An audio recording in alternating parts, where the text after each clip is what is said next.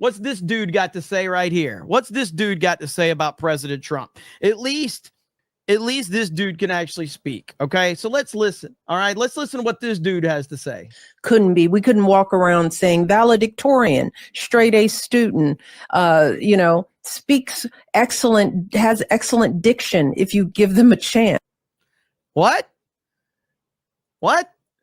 Straight A student, speaks excellent, has excellent diction if you give them a chance. Mm-hmm. We knew very early on that no one was going to see beyond the color of our skin at an early age.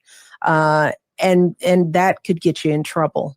Yeah. I mean, when you talk about that fear, I'm sure that fear has been tested across your life in so many different places. And I wonder, what would you say has been the most hardest recent test of that fear? Because it's not one of those fears that you kind of get over and it just goes away.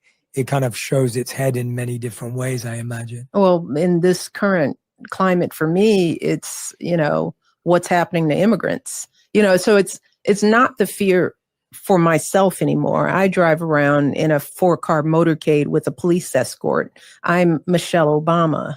I do still worry about my daughters in the world, even though they are somewhat recognizable. So my fears are for what I know is happening out there in streets all over the city. And now that we have leadership that is sort of indiscriminately determining who belongs and who doesn't, and we know that those decisions aren't being made with courts and with due process, and that it's being made like this cop that pulled my brother over when he was 12.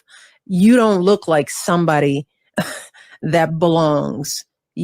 I can determine just by looking at you that you're a good person or you're not a good person. And knowing that there's so much bias and so much racism and so much ignorance that fuels those kind of. This is the Democratic Party. This is all they have. I know, pulled over at 12 never happened. The other point of that is she said that then they looked up at the officer and said, freedom. Choices.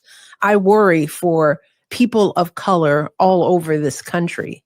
And I don't know that we will have the advocates to protect everybody. And that frightens me. It keeps me up at night. Yeah. I mean, I'll be honest. I'm gonna be real with you guys for a minute. I too have been losing sleep at night. I've been losing sleep at night because I've been really worried. I've been really worried about the online infrastructure of the next Mario Kart game. I'm really worried about it. I'm concerned.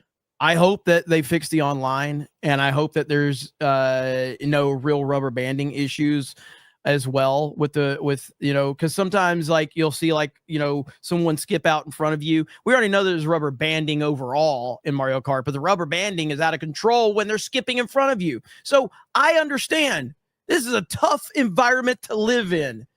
I understand. So I too am not sleeping well at night over Mario Kart. So this is tough. And I know that I see that when I'm driving around LA, I'm just looking in the faces of folks who could be victim. And I'm wondering, how are you feeling? How do you feel standing on the bus stop? How do you feel comfortable going to work, going to school, when you know that there could be people out here judging you and who could upend your life in a second? That's who I worry for right now. Yeah, I agree. It's really bad when you have people that get arrested for making memes. Oh, that's right. That happened during the Biden administration. Yeah. Okay. Well, it's really bad when you get arrested for going on a guided tour. Oh, wait. No, that happened with the Biden administration as well. It's really bad when, illegal immigrants are running into the country and then killing Americans. Oh, wait. No, that was a Biden administration too. The point behind all of this is that the Democratic spokespeople, whether it's Big Mike, whether it's Jasmine Crockett, whether it's AOC, whether it's 7-Eleven guy, they have nobody. Crazy Bernie Sanders? Is that going to be your guy? Crazy Bernie Sanders? This is insane to me that, you know, that this is all they have. It's a good thing as far as I'm concerned. Oh no. Oh no. Terrence Williams. Terrence Williams. My decision to skip the inauguration, you know, what people don't realize, or my decision to make choices at the beginning of this year that suited me were met with such ridicule and criticism. Like, people couldn't believe that I was saying no for any other reason, that they had to assume that my marriage was falling apart. Right. You know, Mhm. it's like, Mhm. while I'm here really trying to own my life and intentionally practice making the choice that was right for me, and it took everything in my power to not do the thing that was right, or that was perceived as right, but do the thing that was right for me. That was a hard thing for me to do. Mhm. I had to basically trick myself out of it, and it started with not having anything to wear. I mean, I had affirmatively, because I'm always prepared for any Right. funeral, anything. I walk around with the right dress. I travel with clothes just in case something pops off. Mhm. So I was like, if I'm not going to do this thing, I gotta tell my team. Woo! Scary stuff right there, indeed.